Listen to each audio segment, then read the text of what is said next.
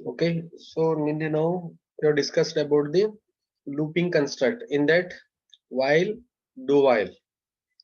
So today we discuss about the for construct, that is unconditional others unconditional looping statement ಅಂತ ಕರೀತಾರೆ. ಯಾವುದಕ್ಕೆ for ಈಗ while and do while ಅವಕ್ಕೆ ಏನಂತ ಕರೀತಾರೆ ಕಂಡೀಷನಲ್ ಅಂತ ಕರೀತಾರೆ. ಇದು ಅನ್ಕಂಡೀಷನಲ್ ಯಾಕಂತಂದ್ರ this structure is fixed execution structure ದಲ್ಲಿ ಫಿಕ್ಸ್ ಅದ ಇಷ್ಟಂತ ನಾವು ಹೇಳ್ಬೋದು ಮೊದಲೇ ಸೆಟ್ ಮಾಡಿಡೋದು. ಹೌದಾ, ಇಷ್ಟು ಏನಾಗ್ತಾವ ಅಂತಂದ್ರೆ ಸ್ಟೇಟ್ಮೆಂಟ್ ನ ಇಷ್ಟು ಟೈಮ್ ಆಗಿ ಎಕ್ಸಿಕ್ಯೂಟ್ ಆಗ್ತಾವ ಅಂತ ಗೊತ್ತಾಗ್ತದ. ಹೌದಾ, ಸೊ ಆಲ್ರೆಡಿ ನಮ್ಗೆ ಗೊತ್ತಿರ್ತದ. This structure is usually used when we know in advance exactly how many times a set of statement is to be repeatedly executed again and again. ಹೌದಾ, ಅಂದ್ರ ಫಾರ್ ಕನ್ಸ್ಟ್ರಕ್ಟ್ ಒಳಗೆ ಏನಾಗ್ತದ ಅಂತಂದ್ರ ಇಲ್ಲಿ ಫಿಕ್ಸ್ಡ್ ಎಕ್ಸಿಕ್ಯೂಷನ್ ಆಲ್ರೆಡಿ ನಮಗೆ ಗೊತ್ತದ. So already ನಮ್ಗೆ ಗೊತ್ತದ. ಹೌದಾ, ಸೊ ಎಷ್ಟು ಸರ್ತ ಏನಪ್ಪಾ ಅಂತಂದ್ರೆ ಎಕ್ಸಿಕ್ಯೂಟ್ ಆಗ್ತದ ಅಂತ ಆಲ್ರೆಡಿ ನಮ್ಗೆ ಗೊತ್ತಿರ್ತದ. ಹೌದಾ, ಸೊ ಅದು ಫಿಕ್ಸ್ ಮಾಡಿ ಇಡ್ತೇವೆ ನಾವು, ಅದಕ್ಕಿಂತ ಫಿಕ್ಸ್ಡ್ ಎಕ್ಸಿಕ್ಯೂಷನ್ ಸ್ಟ್ರಕ್ಚರ್ ಅಂತ ಕರೀತಾರೆ. ಸೊ ಇಲ್ಲಿನಪ್ಪಾ ಅಂತಂದ್ರೆ this structure can be used as increment looping, increment ನು ಆಗ್ಬಹುದು ಅಥವಾ ಡಿಕ್ರಿಮೆಂಟ್ ಲೂಪಿಂಗ್ ನು ಆಗ್ಬಹುದು. ಇನ್ಕ್ರಿಮೆಂಟ್ ಅಂತಂದ್ರೆ ನಾವು ಬರೀತಿದ್ದೇವೆ ನೋಡ್ರಿ, i = i+1 ಹಿಂಗ್ ಬರೀತೇವೆ, ಇದಕ್ಕೆ ಇನ್ಕ್ರಿಮೆಂಟ್ ಅಂತಾರೆ. ಇಲ್ಲಿ ಪ್ಲಸ್ ಇದಲ್ಲಿ ಮೈನಸ್ ಯೂಸ್ ಮಾಡಿದ್ರೆ ಡಿಕ್ರಿಮೆಂಟ್ ಅಂತ ಕರೀತಾರೆ. ಹೌದಾ, ಸೊ ಮುಂದೆ ಗೊತ್ತಾಗ್ತದೆ ಏನಂತ ಹೇಳಿ. ಸೊ ನೆಕ್ಸ್ಟ್ ಜನರಲ್ ಫಾರ್ಮ್ ಅದ ನೋಡ್ರಿ, ಜನರಲ್ ಫಾರ್ಮ್. ಹೌದು, ಜನರಲ್ ಫಾರ್ಮ್ ನಾಗ ನೋಡ್ರಿ ಫಾರ್ ಎಕ್ಸ್ಪ್ರೆಷನ್ 1, ಎಕ್ಸ್ಪ್ರೆಷನ್ 2, ಎಕ್ಸ್ಪ್ರೆಷನ್ 3 ಅಂತ ಬರ್ತದೆ. ಸೊ ಎಕ್ಸ್ಪ್ರೆಷನ್ 1 ಒಳಗೆ ಏನಿರ್ತದಪ್ಪ ಅಂತಂದ್ರೆ ಇನಿಷಿಯಲೈಸೇಷನ್ ಆಗ್ತದೆ. ಹೌದಾ, ಏನಾಗ್ತದೆ ಇನಿಷಿಯಲೈಸೇಷನ್ ಅಂದ್ರೆ ಏನು ಅಂತಂದ್ರೆ beginning value. So for example ನಾನು ನಿಮ್ಗೆ ಹೇಳ್ತೀನಿ ಏನಪ್ಪಾ, ನಿಮ್ಗೆ ಏನ್ ಹೇಳ, ಓಕೆ ಒಂದು ಯಾವ್ದೋ ಏನಂತಾರ ನಂಬರ್ ಅನ್ನು ಸ್ಟಾರ್ಟ್ ಮಾಡ್ರಿ ಓದ್ಲಾಕ್ ಅಂತ ಹೇಳ್ತೀನಿ ನಾನು. ಸೊ ಅವಾಗ ಏನ್ ಮಾಡ್ತೀರಿ, ಬೇಕಿಲ್ಲ ನಿಮ್ಗೆ ಇನಿಷಿಯಲೈಸ್ ಫಸ್ಟ್ ವ್ಯಾಲ್ಯೂ ಎಲ್ಲಿಂದ ಅಂತ ಕೇಳ್ಬೋದು ನೀವು. ಹೌದಿಲ್ಲ, ಸೊ ಸ್ಟಾರ್ಟ್ ಮಾಡ್ರಿ ಓದಂತಂದ್ರೆ ಎಲ್ಲಿಂದ ಮಾಡ್ತೀರಿ ಸ್ಟಾರ್ಟ್? ನಾರ್ಮಲಿ ಮಾಡೋದು 1 ಲಿಂತ ಮಾಡಿರ್ತೇವೆ, ರೈಟ್? ಸೊ ಹಂಗ ಎಲ್ಲಿಂದ ಸ್ಟಾರ್ಟ್ ಮಾಡೋದ್ನು ಗೊತ್ತಿರ್ಬೇಕು. ಅದ್ರ ಸಲಿಂದ ಇನಿಷಿಯಲೈಸೇಷನ್ ಅಂತ ಕರೀತಾರೆ ಈ ಪಾರ್ಟಿಗೆ. ಫಸ್ಟ್ ಇನಿಷಿಯಲ್ ವ್ಯಾಲ್ಯೂ ಅನ್ನ ಕೊಡ್ಬೇಕು. Next in the second part ಇಲ್ಲಿ ಏನಪ್ಪಾ ಅಂತಂದ್ರೆ it will check the condition. Condition ಏನ್ ಮಾಡ್ತದ, ಇನ್ ದ ಸೆಕೆಂಡ್ ಪಾರ್ಟ್ ಅಲ್ಲಿ ಕಂಡೀಷನ್ ಅನ್ನ ಚೆಕ್ ಆಗ್ತದ. First part initialization, in the second part condition check ಆಗ್ತದ. If the condition becomes true, ಇಲ್ಲಿ ಕಂಡೀಷನ್ ಟ್ರೂ ಆಯ್ತು ಅಂತಂದ್ರೆ ಏನಾಗ್ತದ, the statement 1, statement 2 up to statement 10 ಅನ್ನ ಎಕ್ಸಿಕ್ಯೂಟ್ ಆಗ್ತಾವ. ಅದ ಆದ್ರೂಪೇನೆ ಏನಾಗ್ತದ, again it will go to in the increment R decrement section. ಅಂದ್ರೆ ಎಕ್ಸ್ಪ್ರೆಷನ್ 3 ನಾಗ ಏನಾಗ್ತದ, ಇನ್ಕ್ರಿಮೆಂಟ್ರಿ ಆಗ್ತದ ಅಥವಾ ಡಿಕ್ರಿಮೆಂಟ್ರಿ ಆಗ್ತದ. ಅಂದ್ರೆ ಎಕ್ಸ್ಪ್ರೆಷನ್ 1 ಫಸ್ಟ್ ಏನಾಗ್ತದ ಅಂತ ಹೇಳಿದ್ರೆ ನಾನು ಇನಿಷಿಯಲೈಸೇಷನ್, ಇನ್ ದ ಎಕ್ಸ್ಪ್ರೆಷನ್ 2 ಅಲ್ಲಿ condition, in the expression 3 increment R decrement. ಇವು ಮೂರು ಬಿ ಗೊತ್ತಿರ್ಬೇಕು ನಿಮ್ಗೆ. ಹೌದಾ, ಸೊ ಇದು ಎಕ್ಸ್ಪ್ರೆಷನ್ ಅಂದ್ರೆ ಏನು, what is expression? So expression ಅಂತಂದ್ರೆ ಏನು ಅಂತಂದ್ರೆ it is a collection of operators ಅಂತ ಬರ್ತಾವ. Operators and operand. So value ಅಂತನೂ ಹೇಳ್ಬೋದು ನಾವು. For example a plus B, ಇದೊಂದು ಎಕ್ಸ್ಪ್ರೆಷನ್ ಅದ. ಇದಕ್ಕೆ ಏನಂತ ಕರಿತಾನೋ ಎಕ್ಸ್ಪ್ರೆಷನ್. ಆಪರೇಟರ್ ಅಂದ್ರೆ ಏನು ಅಂತಂದ್ರೆ, ಆಪರೇಟರ್ ಅಂದ್ರೆ ಪ್ಲಸ್ ಅಂದಂಗ.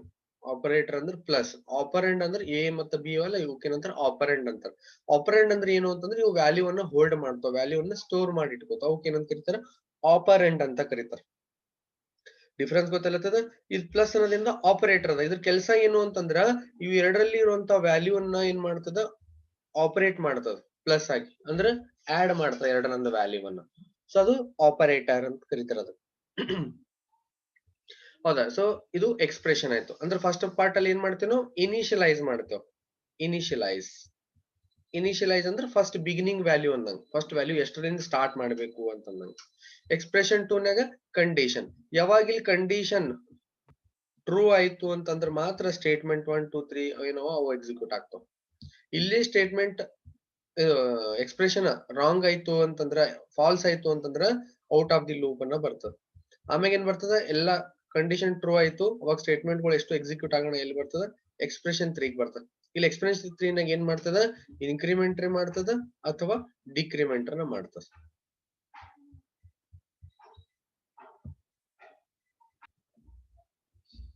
ಓಕೆ, ವೇರ್ ಇಲ್ಲಿ ನೋಡ್ರಿ ನಾನು ಇವಾಗ ಹೇಳ್ದಲ್ಲ ನಿಮ್ಗೆ expression 1. So it means what? Expression 1 means initialisation. Initialisation ಅಂದ್ರೆ ಏನು? ಗಿವಿಂಗ್ ದ ಫಸ್ಟ್ ವ್ಯಾಲ್ಯೂ, ಏನಾದ್ರೂ ಒಂದು ವ್ಯಾಲ್ಯೂ ಅನ್ನ ಕೊಡೋದು. ಒಟ್ ಫಸ್ಟ್ ಒಂದು ವೇರಿಯೇಬಲ್ ಅದ, ಆ ವೇರಿಯೇಬಲ್ ಫಸ್ಟ್ ವ್ಯಾಲ್ಯೂ ಅನ್ನ ಕೊಡೋದಕ್ಕೆ ನಾವ್ ಏನಂತ ಕರಿತೀವಿ? ಇನಿಷಿಯಲೈಸೇಷನ್ ಅಂತ ಕರಿತೀವಿ. Next expression 2. ಎಕ್ಸ್ಪ್ರೆಷನ್ 2 ಏನ್ ಹೇಳ್ತದ? ಕಂಡೀಷನ್ ಅನ್ನ ಹೇಳ್ತದ. ಎಕ್ಸ್ಪ್ರೆಷನ್ 3 ಏನ್ ಹೇಳ್ತದ? ಇನ್ಕ್ರಿಮೆಂಟ್ ಆರ್ ಡಿಕ್ರಿಮೆಂಟ್ ಎರಡೂನು ಹೇಳ್ತದ. ಇನ್ಕ್ರಿಮೆಂಟ್ ಅಂತಲ್ಲ, ಇನ್ಕ್ರಿಮೆಂಟ್ ಆರ್ ಡಿಕ್ರಿಮೆಂಟ್ ಅನ್ನ ಹೇಳ್ತದ. ಹೌದಾ? Next flow chart.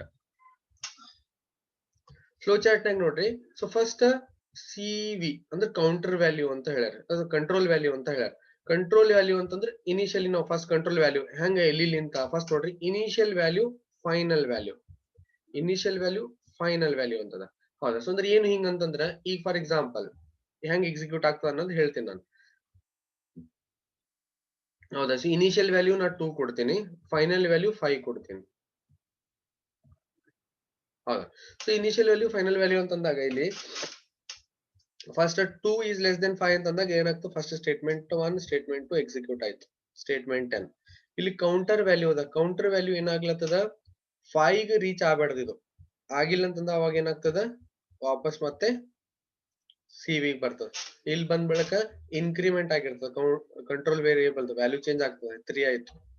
Next compare ಮಾಡ್ತದ, ಮತ್ತೆ ಸ್ಟೇಟ್ಮೆಂಟ್ 1 ಸ್ಟೇಟ್ಮೆಂಟ್ ಎಕ್ಸಿಕ್ಯೂಟ್ ಆಗ್ತದೆ, ಹಿಂಗೇನ ಹಾಕೋತಿರ್ತದೆ. ಹೌದಾ? ಇಲ್ಲಿ ಕೌಂಟರ್ ವ್ಯಾಲ್ಯೂನಾಗ ಫಾಲ್ಸ್ ಆಗಿತ್ತು ಅಂತಂದ್ರೆ ಏನಾಗ್ತದೆ? ಇದು ಮತ್ತೆ ಹೊರಗಡೆ ಬಂದ್ಬಿಡ್ತದೆ.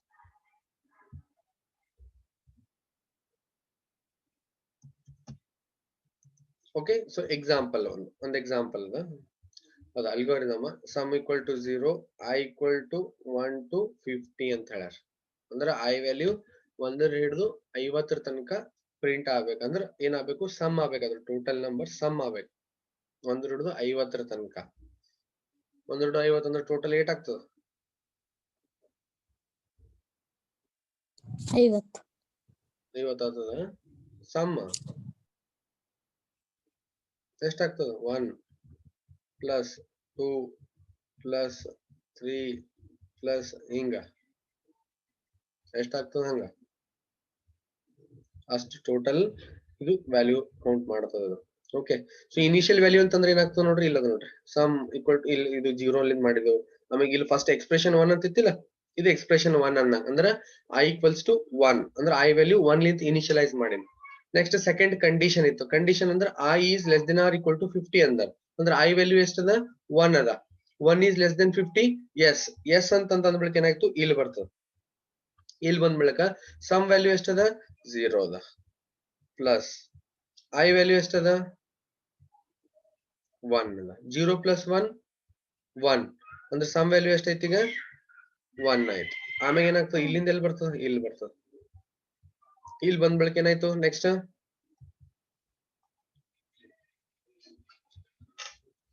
ಏನಾಯ್ತು? Next I value I plus plus ಅಂದ್ರೆ ಇದ್ರ ಮೀನಿಂಗ್ ಏನ್ ಹೇಳಿ? ಹಿಂಗ ಅಂದಂಗ I equal to I plus 1 ಅಂತಂದ. ಇದ್ರ ಮೀನಿಂಗ್ I ಪ್ಲಸ್ ಪ್ಲಸ್ ಅಂದ್ರೆ ಹಂಗಂದ್ರೆ I equal to I plus. ಇದು ಶಾರ್ಟ್ ಹ್ಯಾಂಡ್ ಆಪರೇಟರ್ ಅಂತ ಇರ್ತ, ಇದು ಇನ್ಕ್ರಿಮೆಂಟ್ ಆಪರೇಟರ್ ಅಂತ ಬರ್ತದ ಅದು ಅಂದಂಗ. ಅಂದ್ರೆ ಇದ್ರ ಮೀನಿಂಗ್ ಹಂಗಂದ್ರೆ ಹಿಂಗ್ ಬರ್ದಂಗ ಇದು I equal to I plus 1 ಅನ್ನಂಗ. ಅಂದ್ರೆ ಈಗ I ವ್ಯಾಲ್ಯೂ ಎಷ್ಟದ? 1 ಅದ. 1 ಪ್ಲಸ್ 1 2 ಅಂದ್ರೆ I ವ್ಯಾಲ್ಯೂ ಎಷ್ಟೈತಿ? ಈಗ 2 ಆಯ್ತು.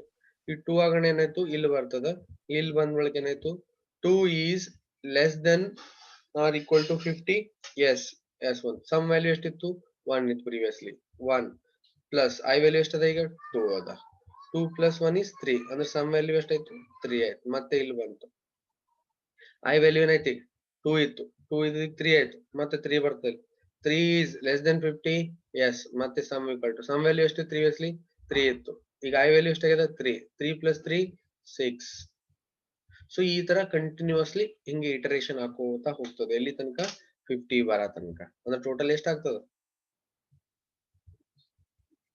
ಎಷ್ಟಾಗ್ತದ ಸಮ್? ಈ ಫಾರ್ಮುಲಾ ಹಾಕಿದ್ರೆ ಬರ್ತದೆ ನೋಡ್ರಿ. n equal to n into n plus 1 whole divided by 2. ಈ ಫಾರ್ಮುಲಾ ಹಾಕಿ ಮಾಡ್ರಿ ಟೋಟಲ್ ಎಷ್ಟು ಬರುತ್ತೆ ಅನ್ನೋದು ಗೊತ್ತಾಗ್ತದೆ.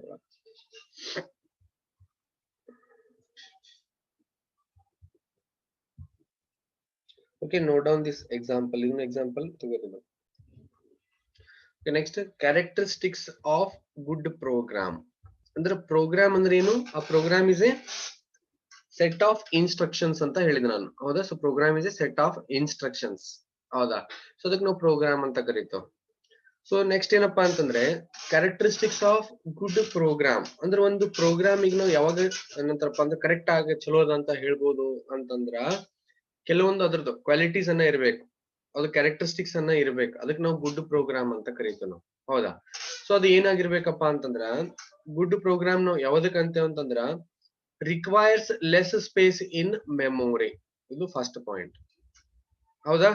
ಆಮೇಲೆ take less time to complete its execution, ಅಂದ್ರೆ ಬಹಳಷ್ಟು ಫಾಸ್ಟ್ ಆಗಿ ಏನಾಗಬೇಕು, ಎಕ್ಸಿಕ್ಯೂಟ್ ಆಗುವಂಗಿರ್ಬೇಕು, ಮೆಮೊರಿ ಕಡಿಮೆ ಇಟ್ಕೊಂಡಿರ್ಬೇಕು, ಈಸಿ ಟು ಮಾಡಿಫೈ ಆಗಿರ್ಬೇಕು, ಆಮೇಲೆ ಪೋರ್ಟೇಬಲ್ ಆಗಿರ್ಬೇಕು, ಹೌದಾ? So requires less space in memory ಅಂದ್ರೆ ನಿಮ್ಗೆ ಗೊತ್ತಾಯ್ತು, ಹೌದಾ? ಅಂದ್ರ ಆ ಪ್ರೋಗ್ರಾಮ್ ಏನ್ ಬರ್ದಿರ್ತೇವಲ್ಲ, ಆ ಪ್ರೋಗ್ರಾಮ್ ಏನಾಗಿರ್ಬೇಕು, ಸೈಜ್ ಅನ್ನ ಮೆಮೊರಿನ ಕಡಿಮೆ ಹಿಡಿದಿರ್ಬೇಕು ಒಂದು. ಎರಡನೇದು take less time to complete its execution, ಅಂದ್ರ ಇದು ಕಂಪ್ಲೀಟ್ ಎಕ್ಸಿಕ್ಯೂಟ್ ಆಗ್ಲಿಕ್ಕ ಅಂತಂದ್ರೆ ಏನು, ಪ್ರೊಸೆಸ್ ಆಗ್ಲಿಕ್ಕ ಬಹಳಷ್ಟು ಜಲ್ದಿ ಆಗಿರ್ಬೇಕು, ಇದು ಸೆಕೆಂಡ್ ಪಾಯಿಂಟ್.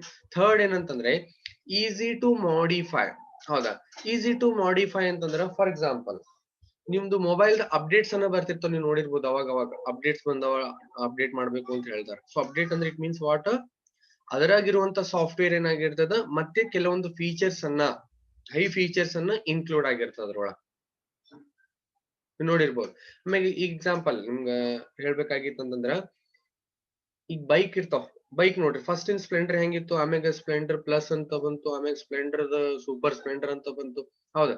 ಸೊ ಈಗ ಏನೇನೋ ಹೊಸ ಹೊಸ ಟೆಕ್ನಾಲಜಿನ ಯೂಸ್ ಮಾಡ್ಲತ್ತಾರ, ಅಂದ್ರೆ they are modified. But Splendor ಅಂತ ಹೆಸರು ಅದೇ ಇದ, ಎಲ್ಲ ಅದೇ ಇದ, ಬಟ್ ಟೆಕ್ನಾಲಜಿ ಏನ್ ಮಾಡ್ಲತ್ತಾರ, ಇಂಟ್ರೊಡ್ಯೂಸ್ ಅನ್ನ ಮಾಡ್ಲತ್ತಾರ. ಹಂಗ ಒಂದು ಪ್ರೋಗ್ರಾಮ್ ಅದ ಅಂತಂದ್ರೆ ಅದ್ರಾಗ ಏನ್ ಮಾಡ್ಬೋದು, a good program is one which allow any modifications easily whenever needed. ಯಾಕಂತಂದ್ರ ಮಾಡಿಫಿಕೇಶನ್ಸ್ ಯಾಕೆ ಬೇಕು, ಯಾಕಂತಂದ್ರ ದ ಯೂಸರ್ ನೀಡ್ಸ್ ಏನಾಗಿರ್ತಾವ, they are changing day by day. ಈ ಫಾರ್ ಎಕ್ಸಾಂಪಲ್ ಫಸ್ಟ್ ಏನಿತ್ತಪ್ಪ, ವಾಟ್ಸಪ್ ಇತ್ತು, ಆ ವಾಟ್ಸಪ್ ಏನಾಯ್ತು, ಓನ್ಲಿ ಫಾರ್ ಮೆಸೇಜಿಂಗ್ ಪರ್ಪಸ್ ಬಂತು, ಮೆಸೇಜಿಂಗ್, ಆಮೇಲೆ ಫಾರ್ ಶೇರಿಂಗ್ ಆಫ್ ಇಮೇಜಸ್ ಅದಕ್ಕೆ ಬಂತು. ಆಮೇಲೆ ನೆಕ್ಸ್ಟ್ ಹೆಂಗ್ ಡೇಸ್ ಹೋದು ಹಂಗ ವಿಡಿಯೋಸ್ ಅನ್ನ ದೊಡ್ಡ ಅಪ್ಲೋಡ್ ಮಾಡ್ಲಿಕ್ಕೆ ಬಂತು, ಹೌದಾ? ಆಮೇಲೆ ನೆಕ್ಸ್ಟ್ ಸ್ಟೇಟಸ್ ಅಂತ ಬಂತು. ಅಂದ್ರೆ ವಾಟ್ಸಪ್ ಇದ್ದಿದ್ದು ಅದೇ ಇದೆ ಎಲ್ಲ, ಬಟ್ ಒಳಗೆ ಏನು ಉಂಟು, ಹೊಸ ಫೀಚರ್ಸ್ ಅನ್ನ ಬರ್ಬೇಕು. ಹಂಗ್ ಬರ್ಲಿಕ್ಕೆ ಅದ ಏನಾಗಿರ್ಬೇಕು, ಪ್ರೋಗ್ರಾಮ್ ಆ ಟೈಪ್ ಬರ್ದಿದಿರ್ಬೇಕು, ಅವಾಗೆ ನಮ್ಗೆ ಏನ್ ಮಾಡ್ಲಿಕ್ಕೆ ಬರ್ತದ, ಮಾಡಿಫಿಕೇಶನ್ಸ್ ಅನ್ನ ಬರ್ತದ. ಆಮೇಲೆ ವಿಡಿಯೋ ಕಾಲ್ ಬಂತು, ಹೌದಾ? ಈಗ ನೆಕ್ಸ್ಟ್ ಏನಂತಾರ ಪೇಮೆಂಟ್ ಕೂಡ ಮಾಡ್ಬೋದು ಈಗ ವಾಟ್ಸಪ್ ನಿಂತ. ಸೊ ಇವೆಲ್ಲ ಏನವ, ಹೊಸ ಫೀಚರ್ಸ್ ಗಳೆಲ್ಲ ಆಡ್ ಅಪ್ ಆಲತ್ತವ ಇದ್ದಿದ್ರನಾಗೆ. ಹಂಗ್ ಮಾಡಿಫಿಕೇಶನ್ಸ್ ಮಾಡ್ಲಿಕ್ನು ಅದಕ್ ಬರ್ತಿರ್ಬೇಕು, ಅಲೋ ಮಾಡ್ಬೇಕದು ಯಾವುದು ಮೊದ್ಲಿನ ಪ್ರೋಗ್ರಾಮ್. ಅದಕ್ಕೆ ನಾವ್ ಏನಂತ ಕರಿತು, ಈಸಿ ಟು ಮಾಡಿಫೈ ಆಗಿರ್ಬೇಕು ಅಥವಾ ಮಾಡಿಫಿಕೇಶನ್ಸ್ ಅನ್ನ ಆಗಿರ್ಬೇಕು. ನೆಕ್ಸ್ಟ್ ಪೋರ್ಟ್ಯಾಬಿಲಿಟಿ. ಪೋರ್ಟ್ಯಾಬಿಲಿಟಿ ಅಂತಂದ್ರೆ ಏನು ಅಂತಂದ್ರ, ಒಂದ್ ಮೊಬೈಲ್ ನಿಂದ ಬರ್ತದ, ಇನ್ನೊಂದು ಮೊಬೈಲ್ ನಾಗ ಬರ್ಲಾರ್ದಂಗ ಇರಬಾರ್ದು. It should be run on all the machines, ಅಲ್ಲಿ ಏನು changes ಮಾಡ್ಲಾರ್ದಂಗ. A good program is one which can run on a different type of machines with minimum or no change. ಅಂದ್ರೆ ಚೇಂಜಸ್ ಆಗ್ಬೋದು ಸ್ವಲ್ಪ, ಬಟ್ ಪೂರಾ complete change ಮಾಡೋದಿತ್ತಂದ್ರೆ ಅಷ್ಟು change ಮಾಡ್ಲಿಕ್ಕೆ ಆಗಲ್ಲ. ಎಲ್ಲರಿಗೂ ಒಂದೊಂದು ಟೈಪ್ ಆಫ್ ಸಾಫ್ಟ್ವೇರ್ ವಾಟ್ಸ್ಆಪ್ ಮಾಡ್ಲಿಕ್ಕೆ ಬರ್ತದ, ಇಲ್ಲ ಒಂದ್ ಜನರಲ್ ಆಗಿ ಮಾಡ್ತಾರ, ಅದ್ರಾಗೆ ಸ್ವಲ್ಪ ಚೇಂಜಸ್ ಅನ್ನ ಮಾಡ್ತಿರ್ತಾರೆ. ಕೆಲವೊಂದ್ ಹೆಂಗಿರ್ತಾವ, ಕೀಪ್ಯಾಡ್ ಮೊಬೈಲ್ ಅಂತದ್ರಾಗ ಸಪೋರ್ಟ್ ಆಗಪ್ಲೇ ಇರ್ಬೇಕಲ್ಲ ಅದು, ಹೌದಾ? ಟಚ್ ಸ್ಕ್ರೀನ್ ನಾಗ ಬೇರೆ ಆಗ್ತದ, ಕೀಪ್ಯಾಡ್ ನಾಗ ಬೇರೆ ಇರ್ತದೆ. ಯಾಕಂದ್ರೆ ಟಚ್ ಸ್ಕ್ರೀನ್ ನಾಗ ನಾವು ಅದ್ರ ಮೇಲೆ ಸ್ಕ್ರೀನ್ ಮೇಲೆ ಪ್ರೆಸ್ ಮಾಡಿ ಪರ್ಟಿಕ್ಯುಲರ್ ಆಪ್ಷನ್ ಮೇಲೆ ಕ್ಲಿಕ್ ಮಾಡ್ತೀವಿ. ಆಸ್ ಇನ್ ದ ಕೀಬೋರ್ಡ್ ಒಳಗ ಇದು ಅಂತಾರ ಬಟನ್ಸ್ ಇರುವಂತ ಮೊಬೈಲ್ ನಾಗ ಹೆಂಗ್ ಮಾಡ್ಬೇಕು, ಯಾವ to use the buttons.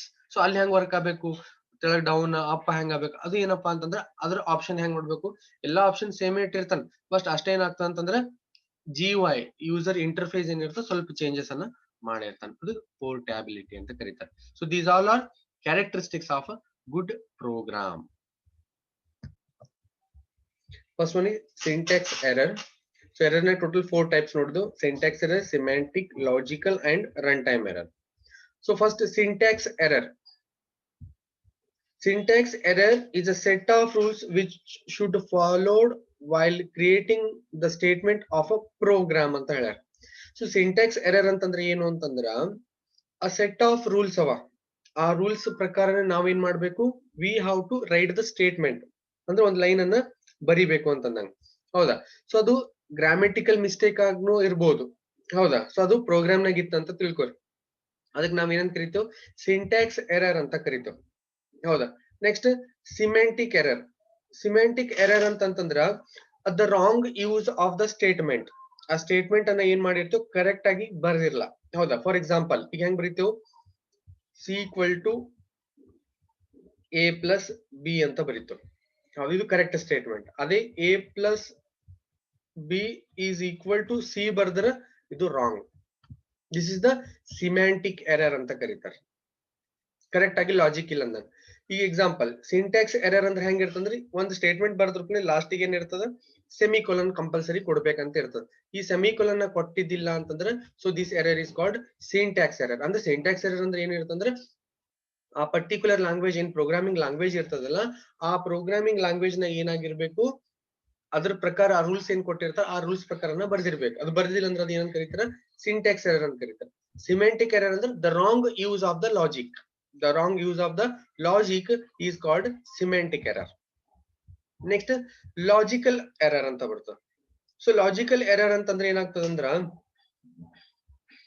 Correct ಆಗಿ ನಾವು ಪ್ರೋಗ್ರಾಮ್ ಒಂದು ಲಾಜಿಕ್ ಕರೆಕ್ಟ್ ಆಗಿ ಬರ್ದಿಲ್ಲ ಅಂದ್ರೆ ಏನಾಗ್ತದ, ಟ್ರಾನ್ಸ್ಲೇಷನ್ ಟೈಮ್ ನಾಗ if the correct translation of algorithm causes the program to produce wrong result. ಅಂದ್ರೆ ನಾವೊಂದು ಬರ್ದಿರ್ತೀವಿ, for example a plus B ಮಾಡಲ್ ನಾ ಮೈನಸ್ ಮಾಡಿರ್ತೀನಿ, ಅಥವಾ ಏನೋ ಒಂದು ಈಕ್ವಲ್ ಟು ತೊಗೊಂಡಿರ್ತೀನಿ, ಇವೆರಡೂ ಆಗಲ್ಲ, ಎರರ್ ಬರಲ್ಲ. ಅಂದ್ರೆ ಯಾವ ಟೈಪ್ ಎರರ್ ಬರ್ತಂದ್ರೆ ಅದಕ್ಕೆ ಲಾಜಿಕಲ್ ಎರರ್ ಅಂತ ಕರೀತಾರೆ, ಆ ಟೈಪ್ ಇತ್ತಂದ್ರೆ. Next run time error. Run time error ಅಂತಂದ್ರ ಪ್ರೋಗ್ರಾಮ್ ಏನಾಗ್ತದ, ಕಂಪೈಲ್ ಆಗ್ತದ. ಕಂಪೈಲ್ ಅಂತ ನಿಮ್ಗೆ ಆಲ್ರೆಡಿ ಗೊತ್ತದ. What is compile?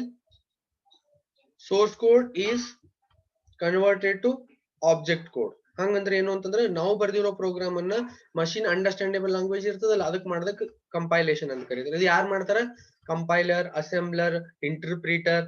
ಓದಿದೇವಲ್ಲ, low level language to high level language ಮಾಡೋದಕ್ಕೆ. ಹೌದಾ? ಅದು ಹೈ ಲೆವೆಲ್ ಲ್ಯಾಂಗ್ವೇಜ್ ಆದಾಗ ಅಲ್ಲಿ ಎರರ್ಸ್ ಬರ್ತಿತ್ತು ಅಂದ್ರೆ ಅದಕ್ಕೆ ಏನಂತ ಕರೀತಾರ, ರನ್ ಟೈಮ್ ಎರರ್ ಅಂತ ಕರೀತಾರೆ.